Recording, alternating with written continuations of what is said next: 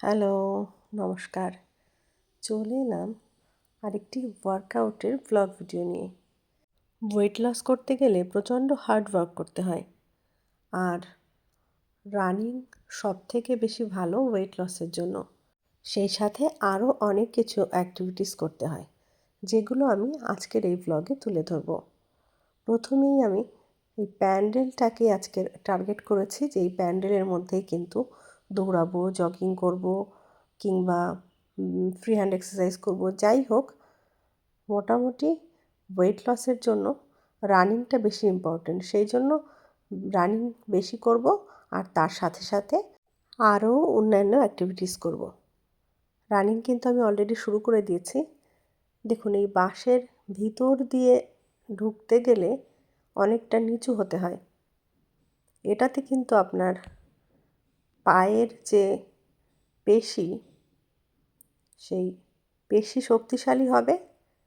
সেই সাথে সাথে এই যে রানিংটা চালু রেখেছি, এটাতে কিন্তু অনেকটাই ওয়েট লস হবে। সবাই কিন্তু এগুলো করতে যাবেন না, কারণ সেফটি ফার্স্ট, চোটাঘাত লেগে যেতে পারে। আমার নিজের প্রতি কনফিডেন্স আছে যে আমি এটা করতে পারবো, বা আমার চোটাঘাত লাগবে না। হ্যাবিচুয়েটেড বলতে পারেন, কারণ প্রত্যেকবারই এইরকম বাসের সাথে কিন্তু কেরামতি করি।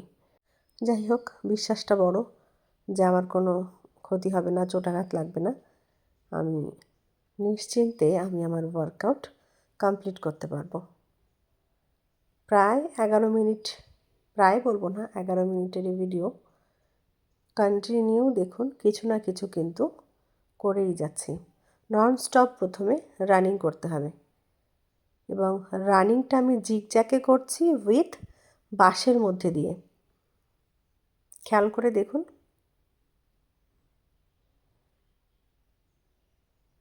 প্যান্ডেলের চারপাশটাও আমি কভার করার চেষ্টা করেছি, কারণ প্যান্ডেলের ভেতরের জায়গাটা খুব একটা বেশি নয়, ছোট জায়গা।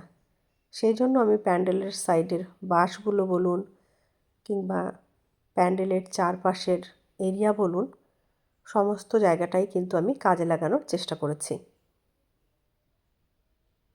এবার প্যান্ডেলের ভিতরের যে অল্প জায়গা, সেখানে রানিং, সেই সাথে গ্রাউন্ড টাচ। এটা করার পরে আমি কিন্তু আবারও এই প্যান্ডেলের বাইরে চলে যাব।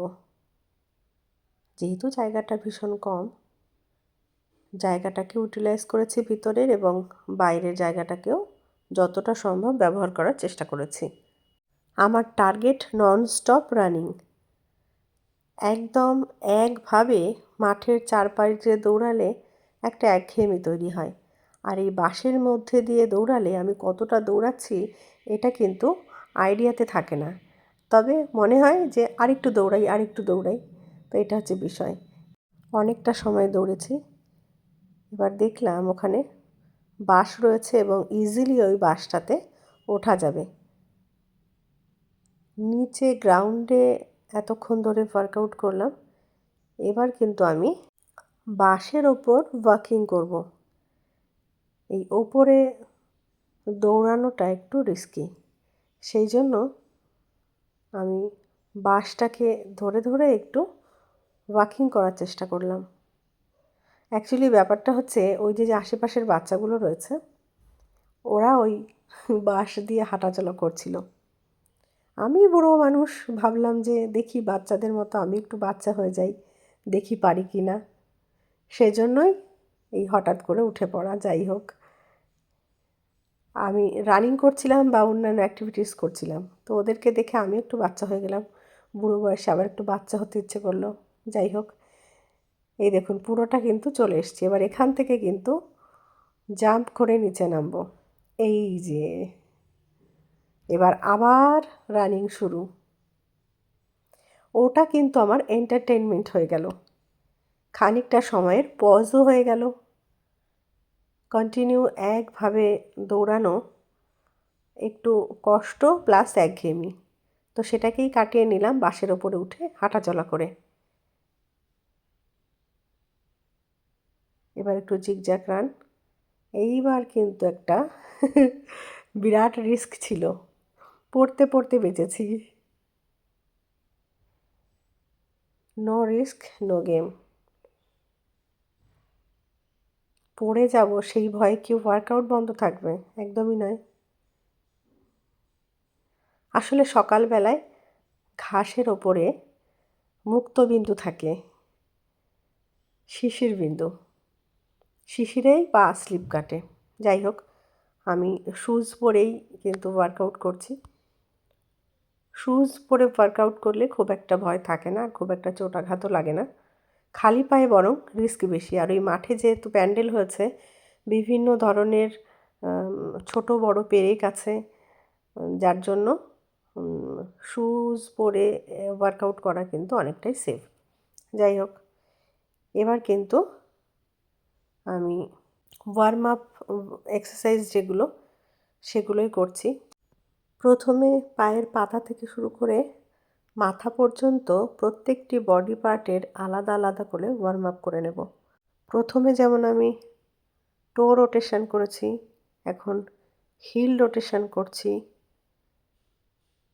প্রথমে ফ্রন্ট সাইডে, এবার ব্যাক সাইডের টো রোটেশন করছি।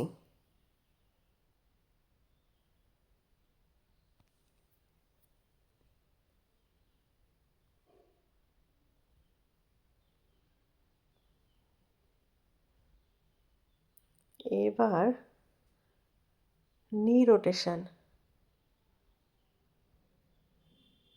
মনে মনে 5 পর্যন্ত কাউন্ট করেছি। প্রথমে ক্লকওয়াইজ, দেন অ্যান্টি ক্লকওয়াইজ।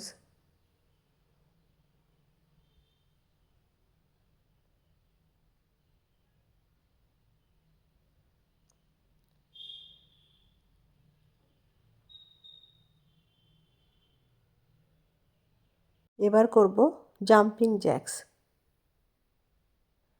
ভিডিওটা কিন্তু এডিট করে করে কিন্তু একটু ছোট বানিয়ে দিচ্ছি, কারণ মানুষের এত ধৈর্য নেই যে এতক্ষণ ধরে ভিডিওটা দেখবে। সেই জন্য কেটে খানিকটা ছোট করে দিলাম। যাই হোক, ভিডিওর প্রথমে কিন্তু বলে দিয়েছি যে 11 মিনিটের ভিডিও। যখন ভিডিওটা আমি এডিটিং শুরু করি তখন কিন্তু 11 মিনিটেরও বেশি ছিল। আমি কেটে 11 মিনিট করেছি, এখন কিন্তু সেটা আরও কমিয়ে দিয়েছি।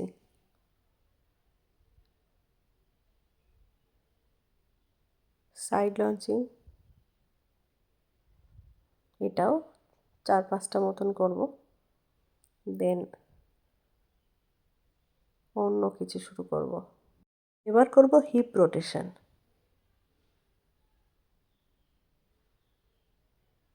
মনে মনে 5 পর্যন্ত কাউন্ট করে সেখান থেকে আবার রিভার্সে গেলাম। এবার forward bending, backward bending,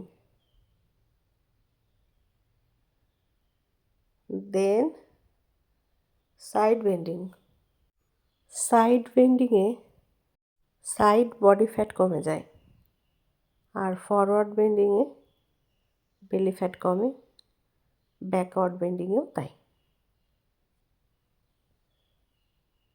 side bending প্রায় শেষের দিকে। এবার একটু হাইনি করব। এগুলো প্রত্যেকটাই বেলি ফ্যাট কমানোর বা ওয়েট লস করার ওয়ার্কআউট। এবার করব hand rotation, opposite hand rotation. দেখুন, একটা সামনের দিকে যাচ্ছে, একটা পিছনের দিকে যাচ্ছে।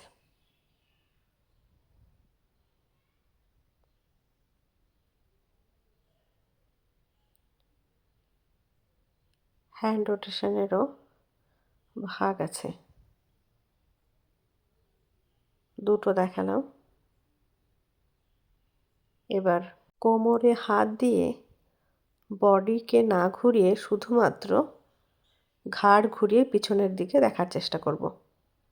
প্রথমে ডান দিক থেকে 5 বার, তারপর বাঁ দিকে 5 বার। এটা হয়ে গেলেই হেড রোটেশন। ক্লকওয়াইজ, দেন অ্যান্টি ক্লকওয়াইজ।